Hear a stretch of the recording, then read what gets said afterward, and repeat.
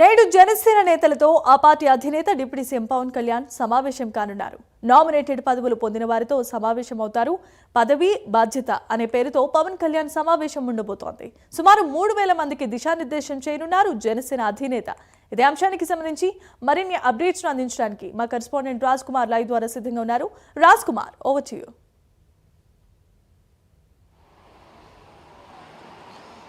Right Jemimah, మొత్తానికి ఆంధ్రప్రదేశ్ రాష్ట్ర ఉప ముఖ్యమంత్రి పవన్ కళ్యాణ్ ఈరోజు జనసేన పార్టీకి సంబంధించినటువంటి నేతలు ఎవరైతే మొదటి నుంచి ఆ పార్టీకి సంబంధించి కూడా క్రియాశీలకంగా వ్యవహరించి ఆ పార్టీని ముందుండి కష్టకాలంలో భుజాలపైన నడిపినటువంటి నాయకులు ఎవరైతే ఉన్నారో వారందరికీ కూడా ఏదైతే కూటమి ప్రభుత్వం అధికారంలోకి వచ్చినటువంటి తర్వాత ఏదైతే అధికారం చేపట్టినటువంటి తర్వాత ప్రత్యేకంగా నామినేటెడ్ పదవుల్లో కీలకమైనటువంటి వ్యక్తులను చేర్చడం జరిగింది. దాదాపుగా ఈరోజు ఆ నామినేటెడ్ పదవులు ఏదైతే గ్రామ స్థాయి నుంచి రాష్ట్ర స్థాయి వరకు ఉన్నటువంటి నామినేటెడ్ పదవులు ఏవైతే ఉన్నాయో వాటన్నిటికీ సంబంధించినటువంటి వ్యక్తులు ఎవరైతే నియమితులుగా ఉన్నారో దాదాపుగా 3000 మంది సభ్యులతో ఈరోజు పవన్ కళ్యాణ్ సమావేశం కాబోతున్నారు. ఏదైతే పదవీ బాధ్యత అనేటువంటి ఈ కార్యక్రమానికి సంబంధించి కూడా ఏదైతే జనసేన పార్టీ ఆధ్వర్యంలో ఈ కార్యక్రమం జరగబోతుంది. సీకే కన్వెన్షన్ వేదికగా మధ్యాహ్నం 3 గంటలకు ఈ సమావేశం ప్రారంభం కాబోతుంది. ఏదైతే ఇటు నామినేటెడ్ పదవి పొందినటువంటి నేతలు ఎవరైతే ఉన్నారో వారందరికీ కూడా పవన్ కళ్యాణ్ ఒక దిశానిర్దేశం చేయబోతున్నారు. ప్రత్యేకించి ఏదైతే పదవినే బాధ్యతగా తీసుకుని వ్యవహరించాల్సినటువంటి అవసరం ఉంది. పదవి అనేది ఒక అలంకారప్రాయం కాదు, కేవలం అదొక బాధ్యత. ప్రజలకు ఏ విధంగా ఆ బాధ్యత ద్వారా వారు సేవలు అందించాలనేటువంటి ఒక వినూత్నమైనటువంటి ఒక కార్యక్రమాన్ని జనసేన పార్టీకి శ్రీకారం చుట్టింది. ప్రత్యేకంగా ఈ కార్యక్రమానికి సంబంధించి ఎలాంటి దిశానిర్దేశం చేయబోతున్నారనేది మనతో మాట్లాడడానికి ఏదైతే ఆంధ్రప్రదేశ్ జానపద కళలు మరియు సృజనాత్మక అకాడమీ చైర్మన్గా ఉన్నటువంటి వంపూరు గంగులయ్య మనతో ఉన్నారు. ఆయనతో మాట్లాడదాం. సార్ చెప్పండి, ఎలాంటి దిశానిర్దేశం చేయబోతున్నారు ఈరోజు పవన్ కళ్యాణ్ గారు? ప్రత్యేకంగా ఈరోజు ఏదైతే పదవీ బాధ్యత అనేది ఒక కార్యక్రమం విభిన్నంగా జనసేన పార్టీ శ్రీకారం చుట్టింది, ఎట్లాంటి దిశానిర్దేశం చేయొచ్చు? అంటే ఖచ్చితంగా రాజకీయాలు అంటే గతంలో అదొక వ్యామోహమనో లేదనుకుంటే సంపాదనకో లేదనుకుంటే పాలన చేసేటువంటి వ్యక్తులు మరి పెత్తందారులంటి ధోరణితో ఉండేటటువంటి వ్యవస్థలో మార్పులు తీసుకురావడానికి పవన్ కళ్యాణ్ గారు సేవ చేసేటువంటి లక్ష్యంతోనే పాలకులు అంటేటువంటి బాధ్యతతో కూడుకుంటూ విధానంతో కూడుకుంటూ పదవులు తప్పిస్తే అధికారం అనేటటువంటిది అధికారం చెలాయించడానికో అహంభావనకో సంపాదనకో కాదు.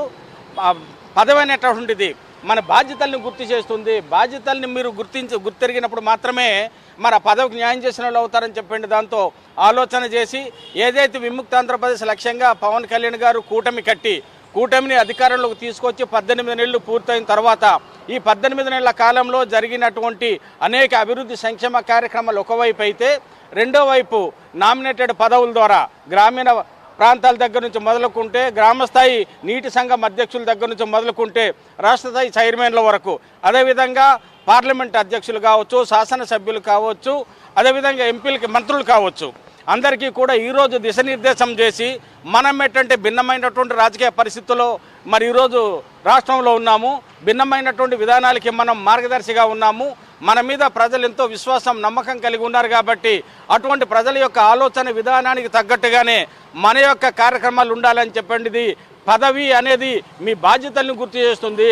బాధ్యతల్ని విస్మరిస్తే పదవికి మీరు అన్యాయం చేసిన వాళ్ళు అవుతారు. కాబట్టి మీరు బాధ్యతలు సక్రమంగా నిర్వర్తించి మరి ప్రజానీకం యొక్క ఆలోచనకు తగ్గట్టుగా నడుచుకోండి. ప్రభుత్వం ఈరోజు ప్రజలకి కల్పిస్తున్నటువంటి అభివృద్ధి సంక్షేమ కార్యక్రమాలన్నీ కూడా సక్రమంగా ప్రజలకు అందజేయడానికి ఇటు ప్రభుత్వానికి ప్రజలకి మధ్య మీరు వారధులుగా పనిచేయాలి తప్పిస్తే మీరు అది అధికారం చెలాయించడానికో లేదంటే అవకాశవాదానికో ఆలోచన చేసే విధానం అయితే కరెక్ట్ కాదు. ఇది ఒక సంపాదనకు సంబంధించిన పదవులు కాదు, సేవ చేయడానికి ఉన్నటువంటి ఒక వేదిక మాత్రమే.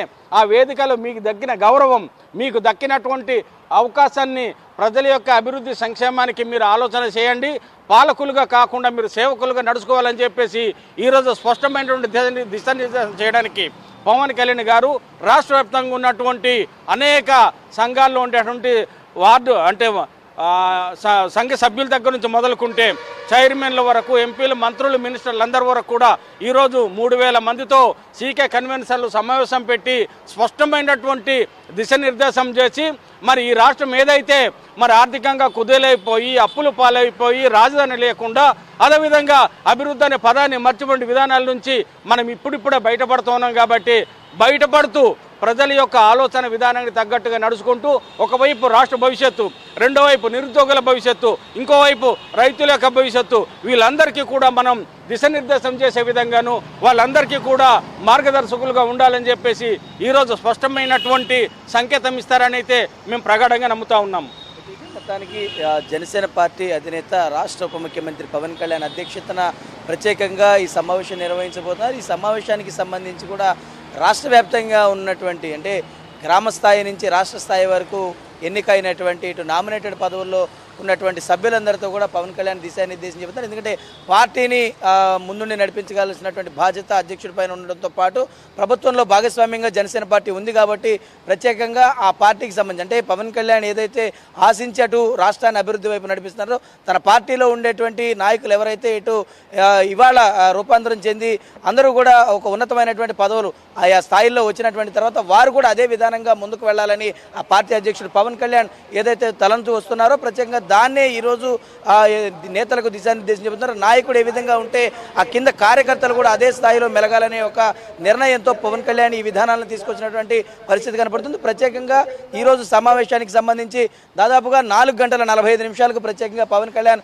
మంగళగిరి సీకే కన్వెన్షన్కి చేరుకుంటారు. గంట పాటు ప్రత్యేకంగా పవన్ కళ్యాణ్ సమావేశం నిర్వహించబోతున్నారు కాబట్టి పూర్తి స్థాయిలో జనసేన పార్టీ అన్ని ఏర్పాట్లు కూడా చేసింది. నాయకులందరూ కూడా ఈ సమావేశానికి తరలివచ్చే పరిస్థితి కనపడుతుంది.